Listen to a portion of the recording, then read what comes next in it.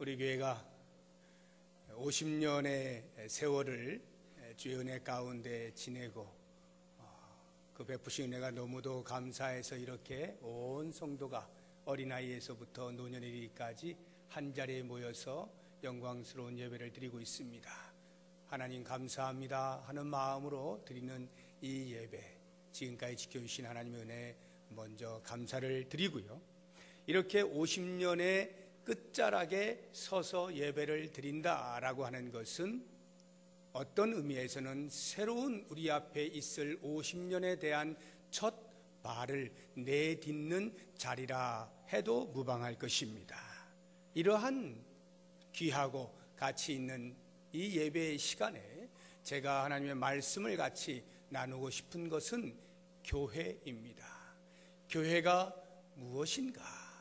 라고 하는 성경적 가르침을 통해서 지나온 50년 동안 우리는 과연 성경이 말하고 있는 그 교회의 모습대로 살아왔는지에 대한 적당한 평가와 돌아봄이 필요할 것이고, 또 새로운 50년을 향하여 계획을 세우는데 기초를 삼을 수 있겠기에 교회에 대해서 우리가 같이 한번 생각을 해보려고 합니다. 복음서에 교회라고 하는 용어가 총 3번 등장합니다. 마태복음에만 3번 등장하는데요, 마태복음 16장 18절 그리고 마태복음 18장 17절에 2번, 이렇게 총 3번 나오는데 오늘 우리가 읽은 본문의 말씀은 그 첫 번째 해당되는 말씀입니다. 그것도 다른 그 누구가 아닌 예수님의 입술에서 나온 말씀이라고 하는 면에서 교회가 무엇인지를 인식하는 것이 얼마나 중요한가를 알게 되는 것입니다. 이 교회는요, 헬라어로는, 성경이 써 있었던 그 당시의 원어인 헬라어로는 에클레시아라고 합니다. 많이 들어보셨을 거예요. 에크라고 하는 전치사하고 클레오라고 하는 명사가, 동사가 합쳐져서 에클레시아라는 교회라는 명사가 된 것인데요, 에크라고 하는 것은 어디 어디로부터라는 말이에요. 클레오라고 하는 것은 부르다라는 뜻인데 합쳐서 생각을 해보면 어디 어디로부터 부름받은 모임, 이런 의미라고 보시면 되겠습니다. 더 정확히 이야기하면 세상으로부터 부름받아 하나님 나라에 속한 자들의 모임, 이것이 교회, 에클레시아라는 그 용어의 어원적 의미입니다. 자, 그렇다고 한다면 이제 오늘 본문의 말씀에서 우리들에게 들려주고 있는 교회는 어떠한 교회인지를 제가 한 3가지 정도로만 18절에 있는 말씀을 중심으로 살펴보도록 하겠습니다. 18절을 한번 보시죠. 우리 다 같이 한 목소리로 읽어봅니다. 시작. 또 내가 내게 이르노니 너는 베드로라. 내가 이 반석 위에 내 교회를 세우리니 음부의 권세가 이기지 못하리라. 아멘. 이 말씀 안에 교회에 대한 3가지 의미가 담겨 있어요. 첫 번째는 내 교회입니다. 요즘은 성경이 잘 나와서 예수님께서 말씀하신 것은 빨간색으로 주로 이렇게 나와 있는데 그렇습니까? 여러분 성경책 한번 보세요. 빨간색으로 되어 있는 것은 예수님이 직접 말씀하신 거고요, 까만색은 저자가 기록한 겁니다. 빨간색으로 되어 있죠. 내 교회, 예수님이 당신의 입술로 말씀하십니다. 내 교회를 세우겠다. 교회가 뭐냐? 예수님의 교회, 예수님께 속한 교회, 예수님이 소유하시는 교회, 예수님이 주인이신 교회, 이런 말입니다.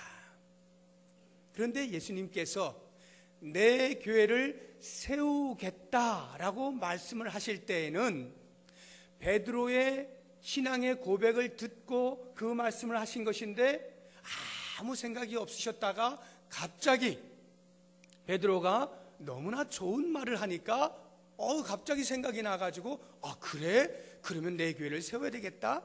이렇게 임기응변적으로 즉흥적으로 말씀하신 것이 아니죠.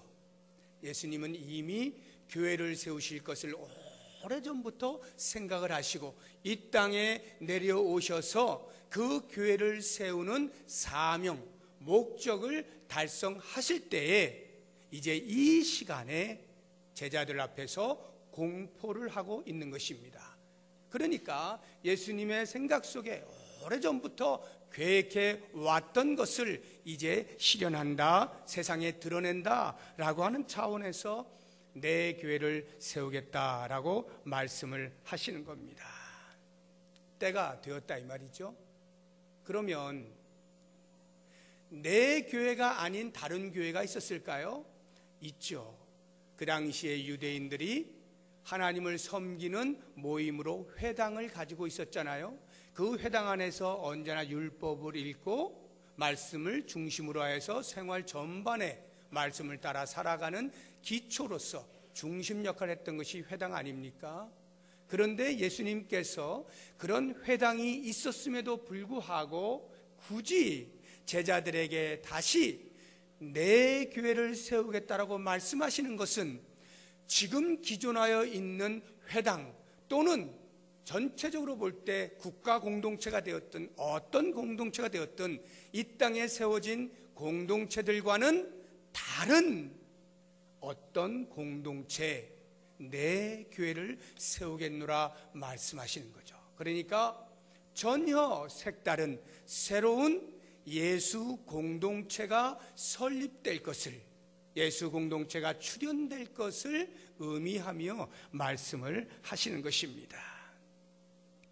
이전 공동체와는 성격이 전혀 다른 새로운 공동체가 생겨나게 될 것이다 라고 하는 것이죠. 그 말씀을 듣게 된 제자들의 마음이 어땠을까요?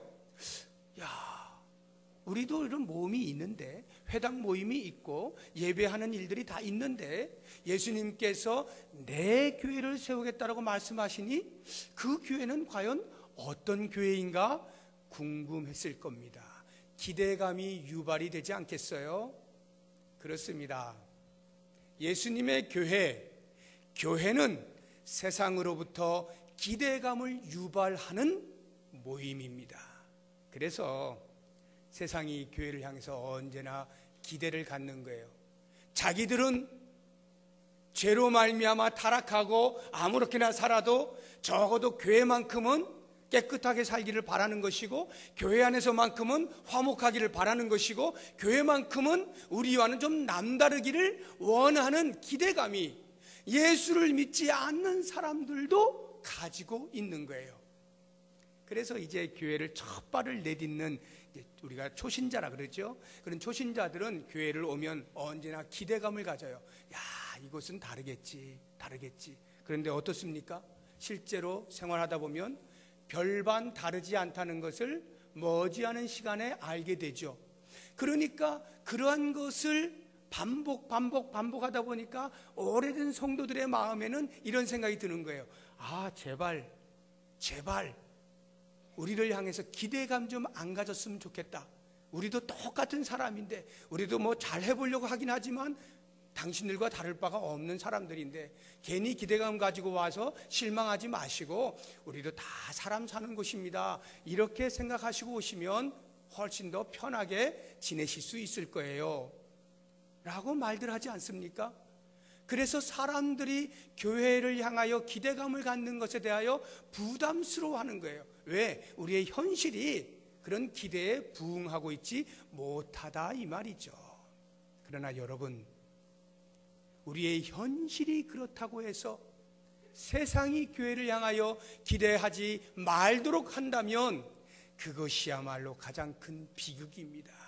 만약에 세상이 더 이상 교회를 바라보고 기대할 것이 없어, 저 교회 똑같아, 우리하고 다를 게 하나도 없어, 더 나빠, 만약에 이런 소리를 한다면 그 소리를 듣는 우리는 가슴을 찢어야 돼요. 그것만큼 비극이 없는 거예요.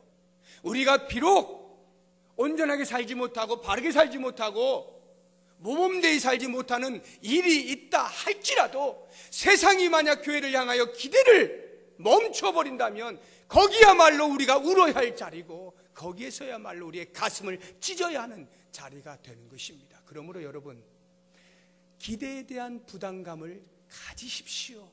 그걸 가지세요. 그리고 그 기대감에 걸맞는 삶을 살도록 끊임없이 노력하세요. 비록 세상이 너희들 우리 기대에 못 미쳐 라고 평가를 내리고 손가락질하는 한이 있더라도 그것을 받아들이시고, 그래서 더 예수 공동체답게 세상에서는 경험할 수 없는 예수 그리스도 안에 있을 때만이 경험할 수 있는 그러한 공동체로 만들어 가고자 하는 끊임없는 수고와 노력을 하는 것이 교회, 예수님의 교회라고 하는 것입니다. 사랑하는 여러분, 예수님의 교회라고 하는 말은 예수님이 주인이시란 말이죠. 예수님이 소유하고 계시잖아요. 그래서 성경에서는 항상 예수님을 교회의 머리라 하시잖아요. 교회에 된 우리를 그리스도의 몸이라 말씀하고 있지 않습니까? 이것은 유기체적 조직체를 말하는 거예요. 비록 허물 많은 사람들이 모여 있는 곳이고 거기서 사람들이 사는 것이니까 이런저런 조직들이 있고 이렇게 살아간다 할지라도 여전히 본질은 그리스도를 머리로 하고 우리 모두는 그분의 몸으로서 각각의 지체 역할을 하는 유기체적 존재다라고 하는 것이죠. 교회가 바로 그러한 교회라 하는 거예요. 그렇다고 하면 몸은 과연 어떻게 될까요?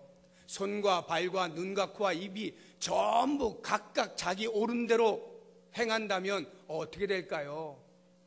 때로 입이 아우 나 눈 대고 싶어 눈으로 갔다가, 눈이 아우 난 손 대고 싶어 손으로 왔다가 이런다면 이게 몸이라 할 수가 없죠. 몸은 철저하게 머리로부터 내려오는 명령을 따라서 그 명령에 순종하며 살아가게 될 때 몸이 정상적인 기능을 하게 되는 거예요. 예수님이 내 교회라고 말을 할 때 교회는 반드시 예수님이 주인이신데 예수님이 말씀하시는 것을 기준하여 그 말씀을 따라 살아가는 것이 교회입니다. 만약에 교회가 내 교회라고 어떤 사람이 주장한다면 그 사람은 잘못된 것이고요. 만약에 교회가 내가 어떻게 섬겨온 교회인데 하고 자기의 목소리를 내기 시작하면 잘못된 교회이고요. 예수님의 교회일 수가 없어요. 그렇기 때문에 우리는 한 교회를 섬길 때 오래된 분이든지 이제 막 들어오신 분이든지 동일하게 예수 그리스도를 머리로 하는 지체들인 것을 잊지 말아야 됩니다. 연세가 지긋하신 어르신들이 되었든지 아니면 이제 막 태어난 갓난아이가 되었든지 모두가 다 예수 그리스도를 머리로 모시는 몸된 지체들인 것을 잊지 말아야 돼요. 거기에 중요한 것이 겸손입니다.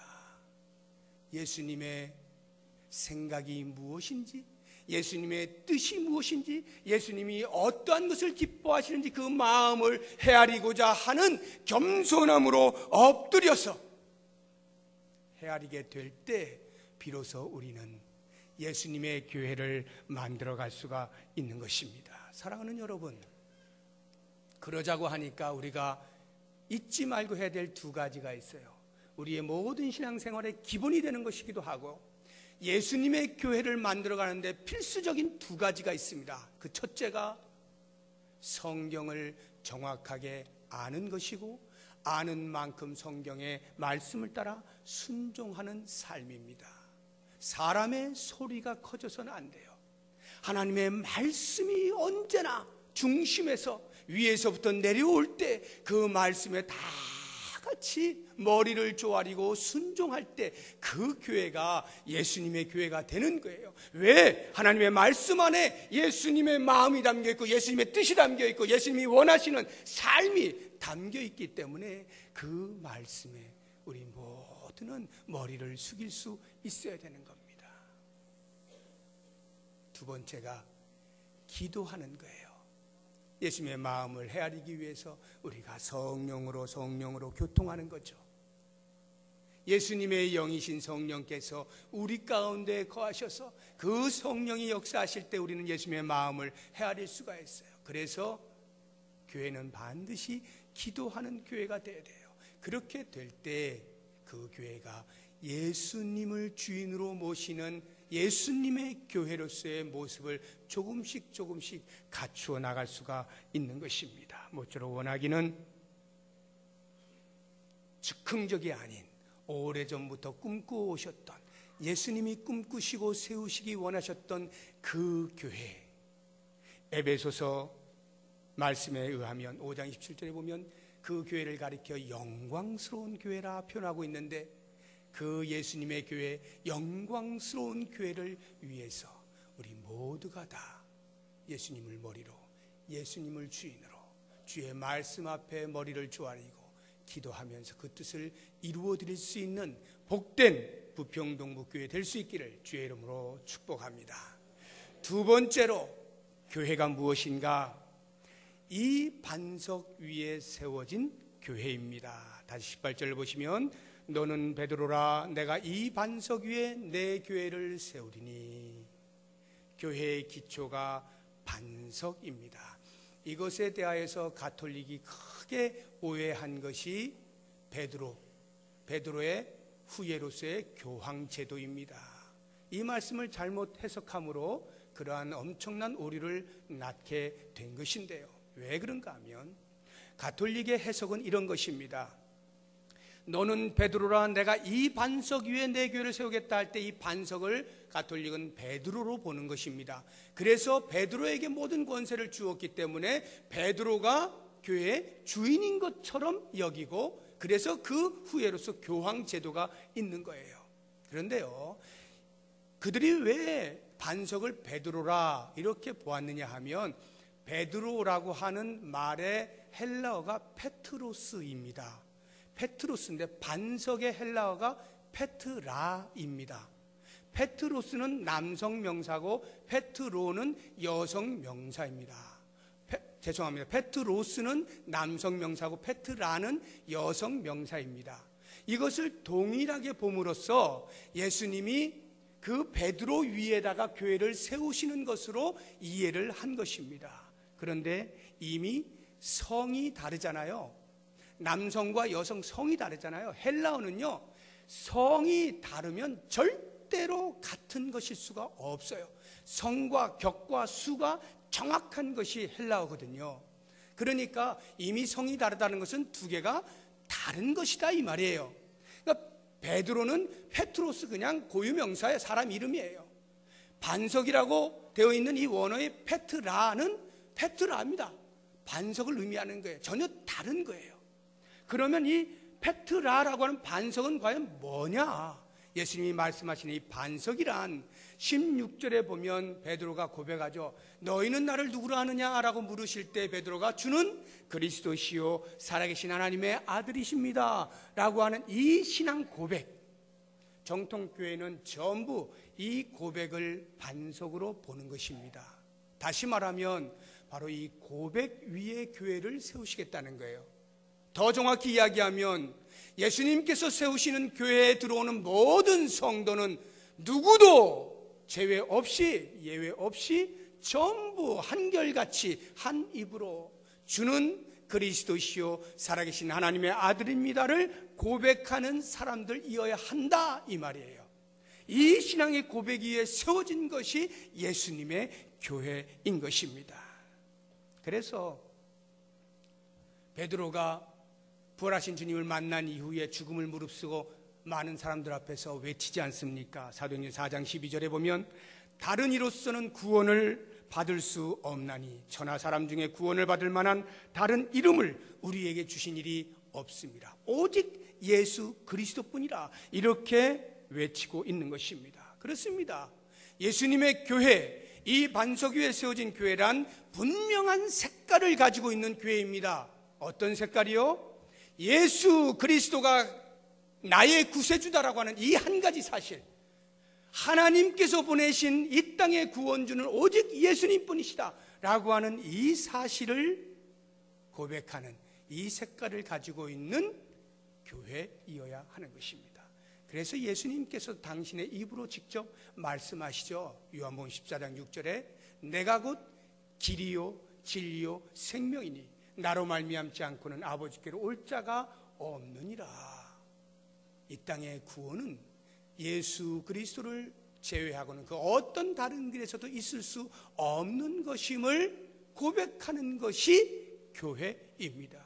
그런데요, 놀랍게도 오늘날 사회는 그런 것과 전혀 상관없이 기독교적 색채를 띠고 있는, 정확한 색깔이 아니지만 기독교적 비슷한 색깔을 띠고 있는 모든 종교를 망라해서 그들이 모이는 장소를 가리켜 교회라 말합니다.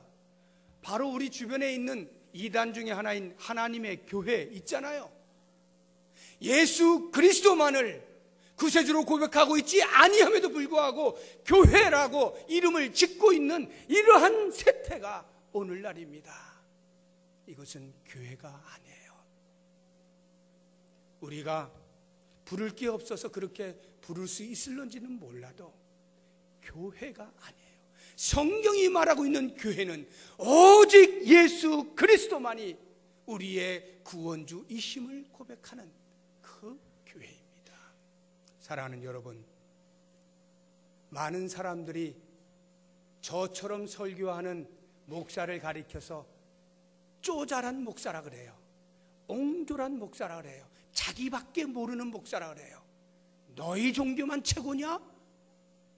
가슴이 좁아가지고 다른 종교를 수용할 줄 모르는 그러한 목사라고 욕을 합니다. 그러나 그 욕은 먹어야 돼요. 많이 먹어야 돼요. 어쩔 수 없어요. 이 세상이 교회 아닌 것을 가리켜 교회라 할 때 적어도 목사는 이 부분을 선명하게 선포할 수 있어야 돼요. 교회가 뭐냐?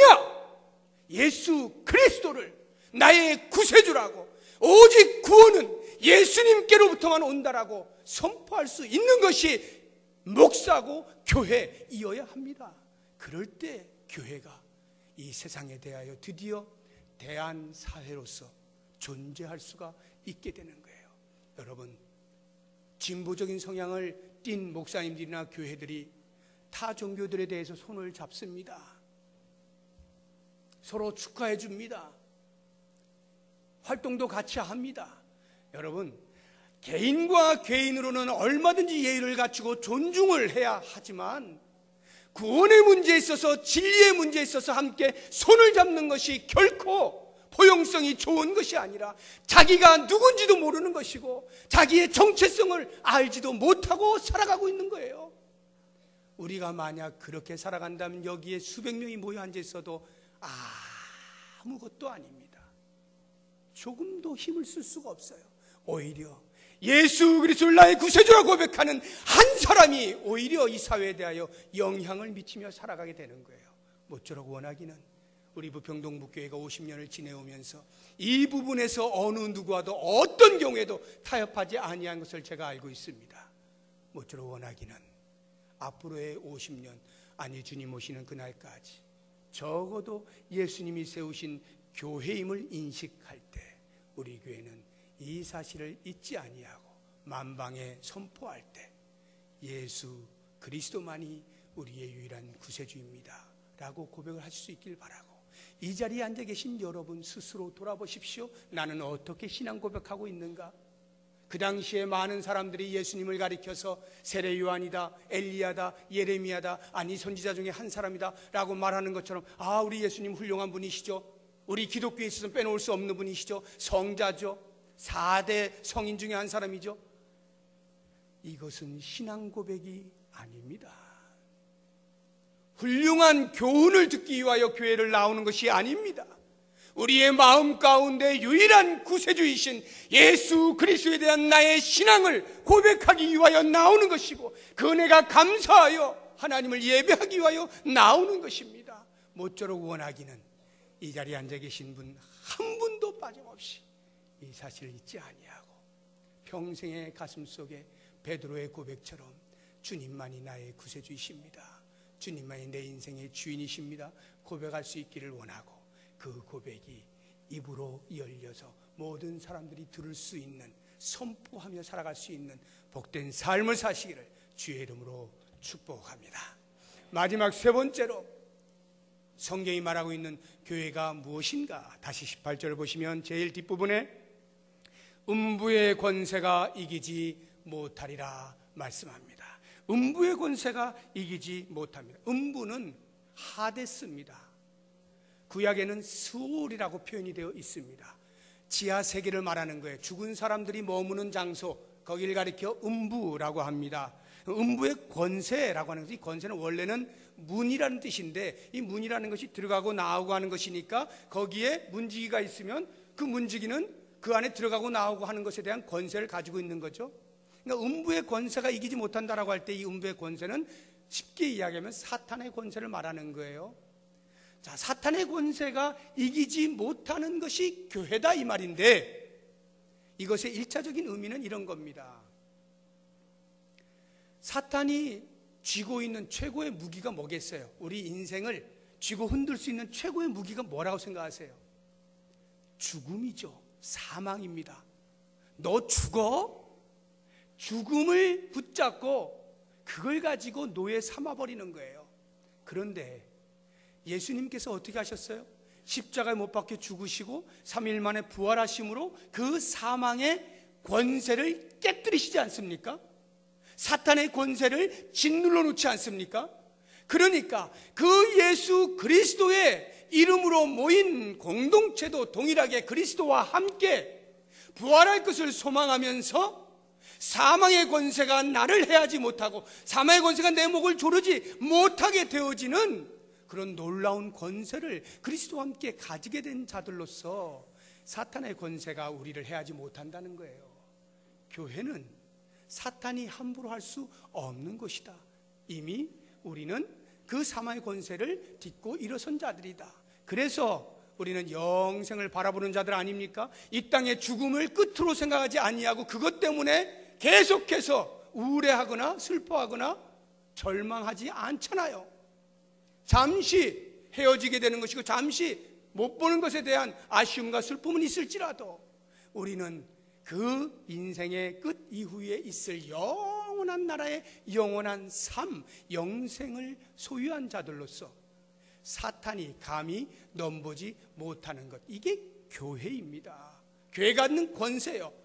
이제 그 1차적 의미를 지나서 더 넓게 보자면 이 땅을 살아가는 동안에 사탄이 비록 예수님에 의해서 짓눌려 있긴 하지만 완전히 죽은 게 아니거든요. 그러니까 언제나 이 사탄이 으르렁거리면서 삼킬자를 찾아 두루 다니고 있어요. 혹시 내가 으르렁거리면 무서워서 무릎을 꿇는 사람이 없을까 찾고 있어요. 그런 면에서 우리 교회는 그 사탄의 공격들로부터 언제나 대처해야 되는 영적인 전쟁을 치르고 있는 것입니다. 이러한 영적인 전쟁을 치르는 전투적 교회로서 그 영적 전쟁의 결과가 언제나 승리라고 하는 보장된 싸움을 싸우는 것이다, 이런 뜻이에요.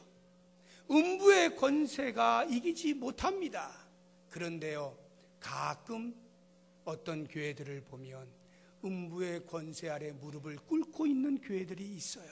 마치 예수님께서 십자가에서 죽으시고 부활하셨음에도 불구하고 그 부활의 능력이 사탄에게 아무런 영향을 미치지 못한 것처럼, 사탄이 무시무시한 힘을 가지고 있는 것처럼 여기면서 그 앞에서 벌벌벌벌 떠는 교회의 모습을 가끔 보게 됩니다.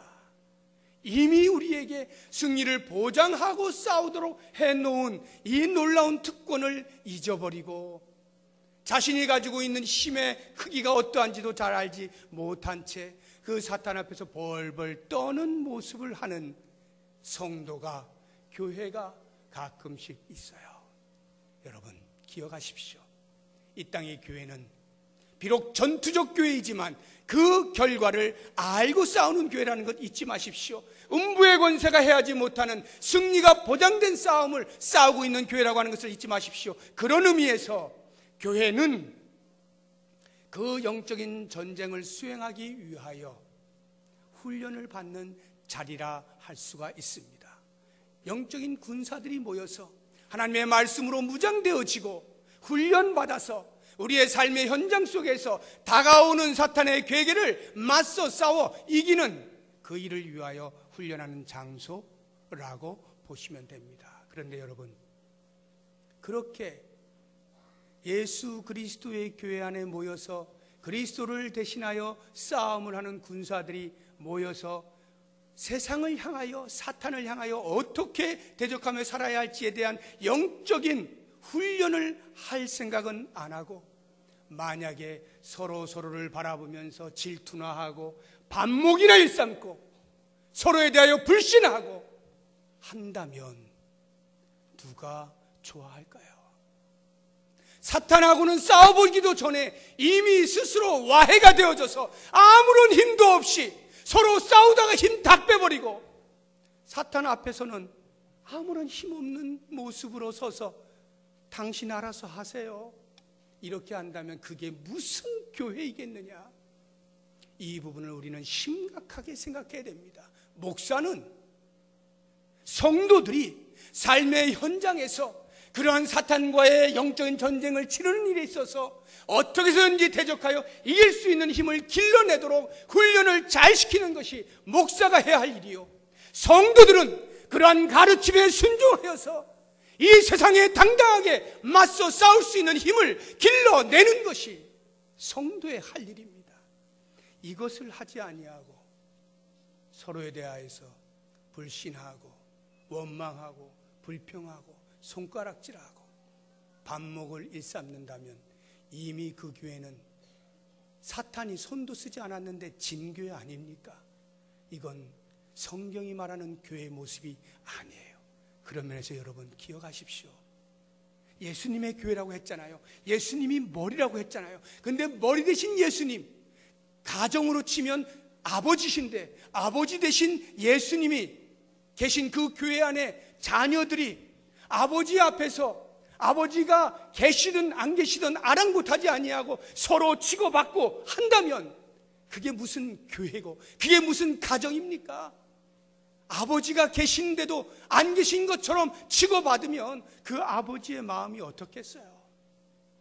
우리가 혹시 그러고 있지 아니한지, 그러고 있다면 이미 그것은 사탄과의 싸움은 둘째치고 이미 우리는 자멸하고 있다는 것 잊지 마십시오.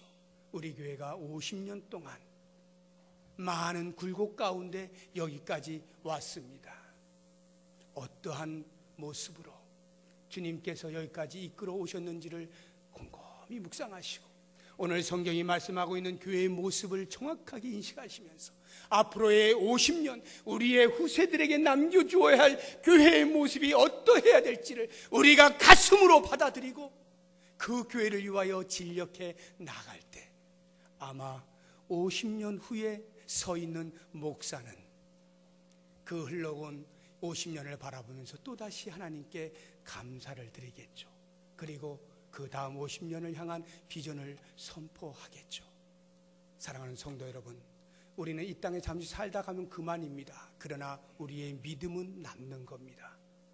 교회의 성도로서 살아간 삶은 남아있어요. 그 삶이 우리의 후손들에게 조금도 누가 되지 아니하고 그들에게 믿음의 본으로서 교회의 교회됨을 지켜낸 신실한 우리의 부모님들이라는 말씀을 들을 수 있는 그러한 성도로서 살아가면 그것이 곧 주님께서 원하시는 영광스러운 교회가 되지 않을까 생각하면서 이 시간 드린 말씀을 우리 모두가 곱씹으면서 주님이 원하시는 아름다운 교회 만들어갈 수 있기를 주의 이름으로 축복합니다. 기도하겠습니다.